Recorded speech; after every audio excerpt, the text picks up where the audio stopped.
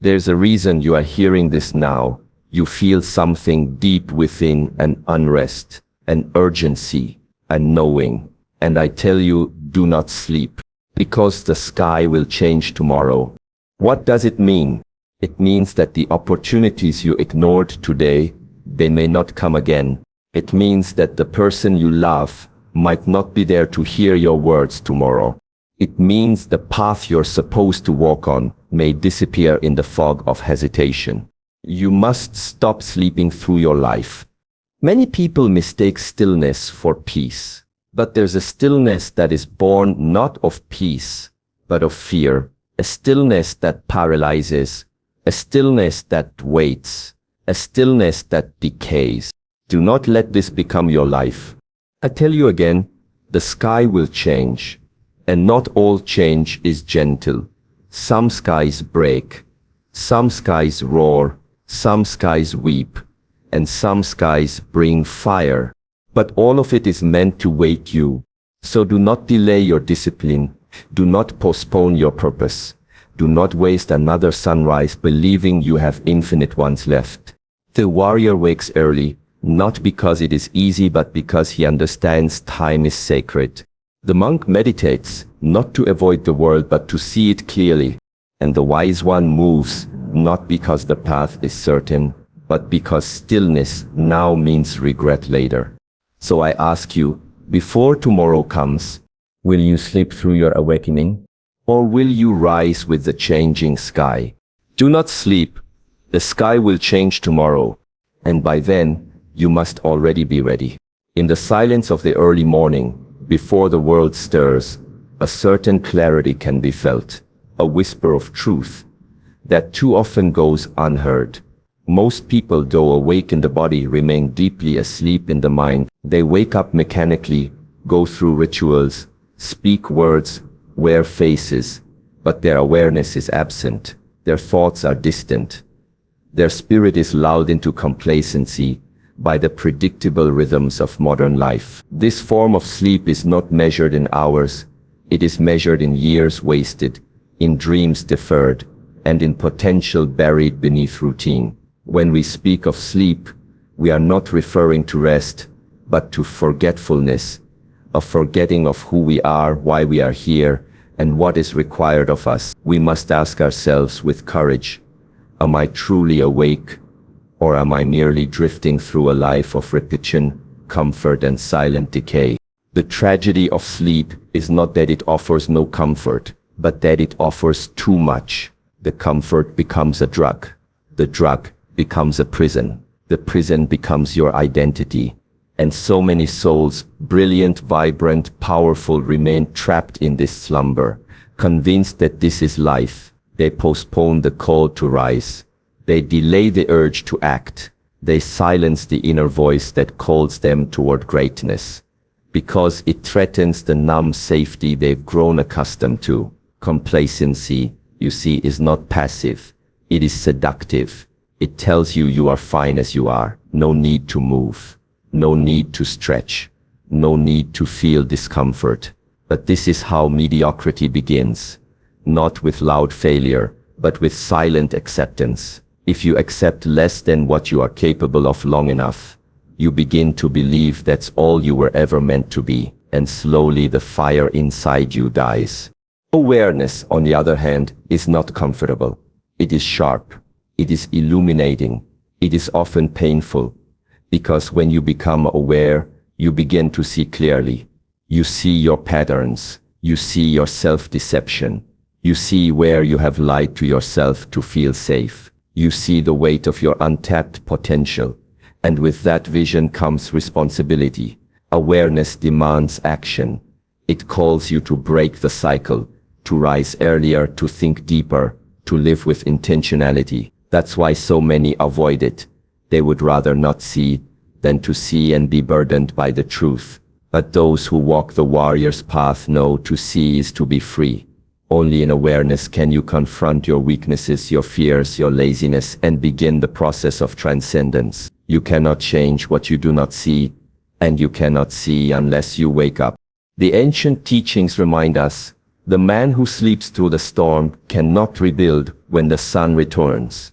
Awareness is your preparation. It is your shield, your sword, and your compass. It allows you to respond instead of react, to move with purpose instead of panic. When you are aware, the chaos outside cannot dominate the stillness within. And in a world that is constantly shifting, where tomorrow's sky will not resemble today's, you must be deeply grounded in your presence. Let others sleep in distraction. Let others drown in entertainment, in endless scrolling, in surface-level satisfaction. But you, if you wish to truly live, you must stay awake. Feel the wind before the storm. Hear the silence behind the noise. See the signs before the shift. This is not about paranoia. It is about readiness. The sky will change tomorrow. If your spirit is asleep when it does, you will miss your calling. Change is the one certainty that governs all aspects of existence. From the breath we take to the seasons that turn, life is in constant motion. Yet strangely, human beings, despite living in the very center of this ever-shifting dance, cling to permanence as if it were real. We structure our lives around routines, people, places, and identities as if they will remain untouched by time. But the truth is nothing stays. No joy, no pain, no certainty, and no sky remains the same for long. What is available today, an opportunity, a relationship, a state of health, a window of clarity, may no longer exist tomorrow. And those who are spiritually asleep miss this truth, assuming that later will always be waiting. But the sky will not wait. It moves whether you are ready or not. And if you fail to move with it, you will be left behind, not by others, but by your own unlived potential. There is a subtle arrogance in believing that life will always give second chances. Many people believe they can delay their dreams, their healing, their purpose, because they falsely assume that tomorrow will be exactly like today. But change does not ask for permission. It arrives silently, swiftly, and often without warning. One moment you are surrounded by light, the next a storm. One moment you are strong and capable, the next brought to your knees by illness or loss. This is not meant to be a source of fear but of awakening, because if you deeply understood how fragile and fluid life is, you would no longer procrastinate on the things that truly matter. You would call the people you love. You would practice the discipline you keep postponing. You would move with purpose instead of waiting for the right time. There is no right time. There is only now. And the sky, whether you acknowledge it or not, is already changing. To resist change is to suffer unnecessarily. Many people live in silent frustration because they are fighting to hold on to what life is trying to evolve. They cling to old versions of themselves, to expired relationships, to careers that no longer nourish them. But nature does not cling. The tree does not resist the shedding of leaves in autumn. The river does not mourn the water that flows away. Only humans build walls against the movement of time. But the spiritual path, the path of presence, of discipline, of higher consciousness, requires that we stay attuned to the rhythms of change. It means letting go, not as a passive act of surrender, but as an active choice to trust. Trust that change is the teacher. Trust that storms cleanse. Trust that endings are beginnings in disguise. If the sky must shift, then let us shift with it, not with resistance, but with readiness. And so the call is simple. Wake up to the impermanence of life. See clearly that every sunrise is a limited edition, every breath a miracle, every person you meet a temporary traveler on your path. When you carry this awareness not as a fear but as a fuel, your entire way of living transforms. You stop sleeping through your days. You start listening more deeply, acting more boldly, loving more freely. You stop postponing what the soul has been whispering to you in quiet moments. You no longer wait for the sky to break before you prepare your shelter. You begin to move before life forces you to change. is not the enemy. It is the movement of the divine. But to dance with it, you must be awake. You must be attentive. You must be present enough to notice when the clouds gather and wise enough to adapt when they do. Discipline is not a punishment. It is a path. And this path is not reserved for the elite, the monks, or the warriors. It is for anyone who understands that waiting for life to shape them will leave them deformed. In a world ruled by change and unpredictability, discipline becomes your anchor, your daily practices, your chosen routines, your rituals. These are not just tasks to check off a list. They are your way of saying, I am not asleep. They are your commitment to show up, even when it's hard, especially when it's hard. Many people make the mistake of treating discipline like something to be done only when convenient. But the truth is, discipline is not born out of comfort. It is born out of necessity. And the necessity is this: life moves, and you must move with it. Discipline prepares you for the days when motivation disappears, when storms arrive, when the sky changes suddenly. There is a dangerous illusion in modern culture that says you'll get there eventually, but there is no guarantee of eventually. There is no promise that your goals will wait for you to feel ready. People speak often of purpose and potential, but rarely of the daily battle that is required to bring them to life.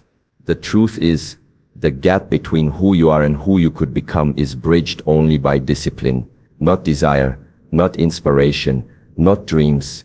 Discipline. It is the ability to act when the mind resists, to return to the practice when the body is tired, to hold yourself to a standard when no one is watching. It is the voice within that whispers, you do not rise to the level of your feelings, you rise to the level of your training. And if your training is weak, your life will collapse under the weight of the unexpected.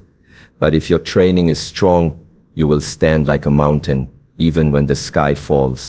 The urgency of discipline is not rooted in fear, but in awareness. Awareness that you have been given a limited number of mornings. Awareness that wasted time is never returned. Awareness that the window to become who you were meant to be is closing a little more each day. And so the discipline is not just to train the body or the mind. It is to protect your essence from being diluted by the noise of the world. It is to guard the sacred against the shallow. It is to remind yourself that your time here is not casual.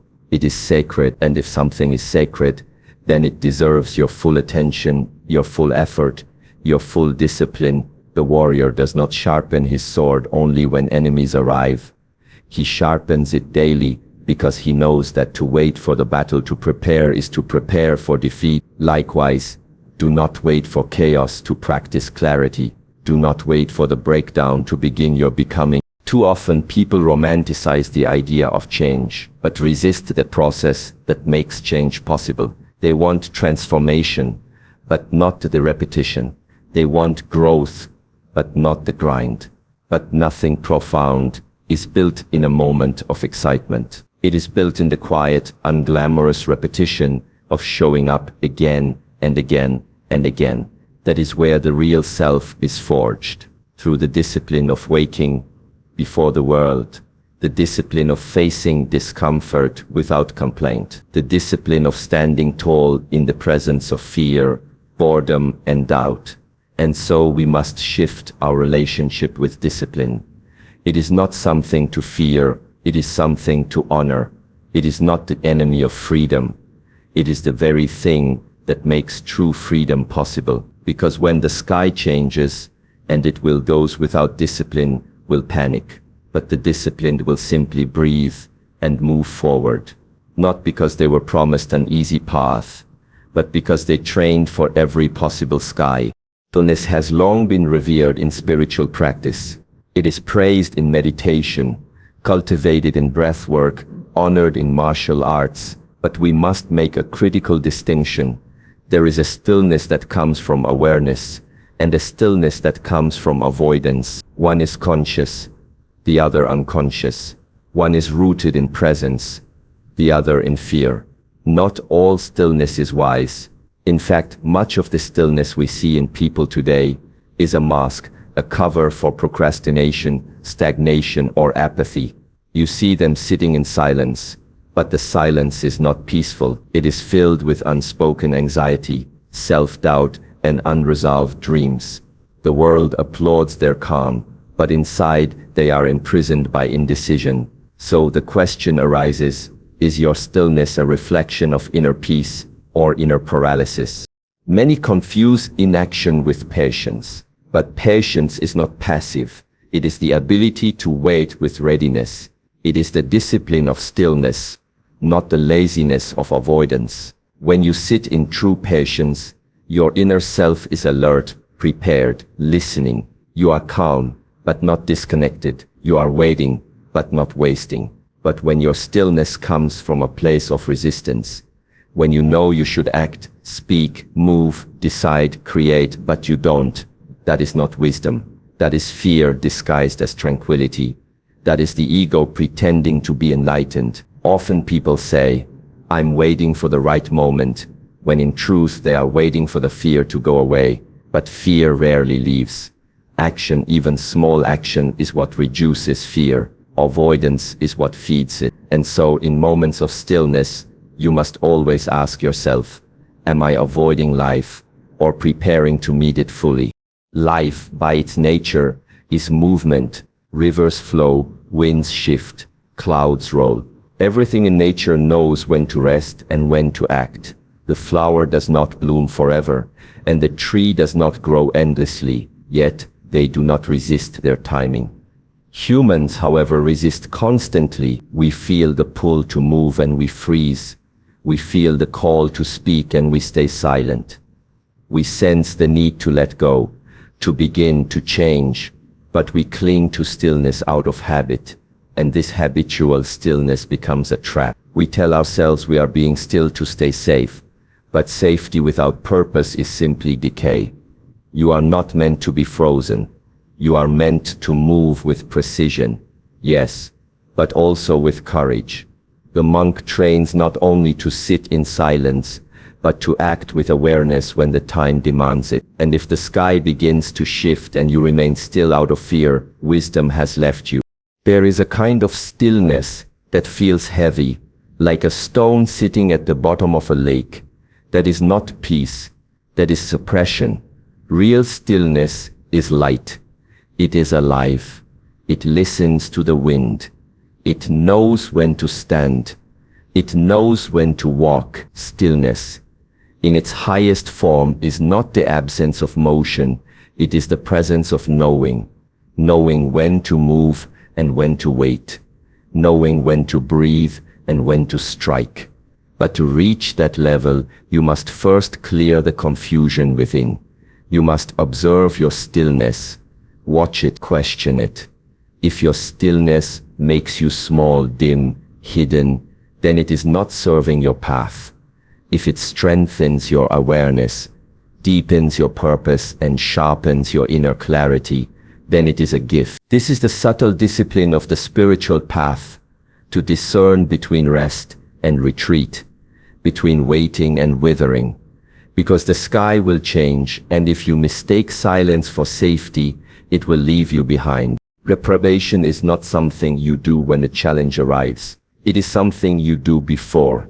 This is one of the timeless truths embedded in martial disciplines, spiritual training, and nature itself. The seed does not begin preparing for winter once the snow arrives. The warrior does not sharpen his sword when he hears the footsteps of battle. He sharpens it every day, knowing that storms do not give warnings, and opportunities do not knock twice. Life in its raw form is movement, and that movement is often unpredictable. The sky will not wait for you to get ready. When the shift comes, whether it is a loss, a change in direction, or an unexpected calling, you must already be standing with your heart alert, your mind focused, and your soul aligned. If you are sleeping spiritually, emotionally, or mentally, when life calls upon you, that moment will pass you by. And the tragedy is not the loss of the moment, it is the loss of who you could have been through it. Modern life promotes reaction over readiness. We are trained to respond after the fact, to fix problems only when they explode, to act only when circumstances force our hand. But wisdom lies in anticipation, in watching the signs, in listening to the subtle shifts in energy, in timing, in silence. The prepared soul senses the coming shift, not because they have supernatural foresight, but because they are present, they are grounded, they are connected to life deeply enough to know that every moment carries the potential for transformation. And so they don't wait for breakdowns to seek balance. They don't wait for exhaustion to value stillness. They don't wait for regret to speak their truth. They rise early, metaphorically and literally, because the rising is the readiness. The act of preparing physically, mentally, spiritually is the offering you give to the future. And if your offering is sincere, the future in its own mysterious way honors it. Those who sleep through life often speak of misfortune. They say, I wasn't ready, or life caught me off guard, or I didn't expect this. But life does not arrive on schedule. It does not announce itself with clarity. Sometimes it comes in whispers, sometimes in waves, but either way it comes. And your only choice is whether to be ready or not. Rising before the shift is not about being in control of the world. It is about being in control of yourself. It is about building inner resilience before you are tested. It is about practicing presence before you are distracted. It is about mastering your habits before circumstances master you. Those who wait for crisis to cultivate clarity will always be one step behind their own evolution. And when the moment comes, when the door opens or the sky breaks, those still asleep in their comfort will miss what only the awakened can see, that change is not the enemy. It is the invitation. To rise before the shift is an act of devotion. It means living with reverence for time, with humility toward uncertainty, and with responsibility for your becoming. You train not because you know exactly what's coming, but because you respect that something is coming. Always, whether it is an opportunity that requires courage, a hardship that demands resilience, or a transition that calls for clarity, something is always on the horizon. The sky will change. You must not just accept this, you must honor it. Let your daily rituals reflect your readiness. Let your thoughts be disciplined. Let your energy be clean. Let your posture be one of someone who is not just reacting to life, but meeting life. Those who rise before the shift do not just survive the changing sky. They move with it, not because they predicted it, but because they were prepared. This is the power of waking early, in the day, and in the soul. You do not wait for the sky to wake you. You rise because you are already awake. So now I ask you, not as a teacher, not as a monk, not as a master, but as a fellow traveler on this path of impermanence, what will you do when the sky changes? Will you watch from the window unprepared, hoping for calm? Or will you already be standing with your eyes clear, your spirit ready? Every sunrise is a question. Every breath is an answer. And every moment you wait, the sky moves further ahead without you. Do not live in delay. Do not trust tomorrow blindly. Trust only in your readiness, in your practice, in your presence. Remember, the mountain does not fear the storm, because it has trained for stillness. The bird does not fear the wind, because it has trained to rise. And you must not fear change, if you have trained to awaken. So rise, not because the world demands it, but because your spirit remembers who you truly are. Do not sleep. The sky will change tomorrow, and you must be ready today.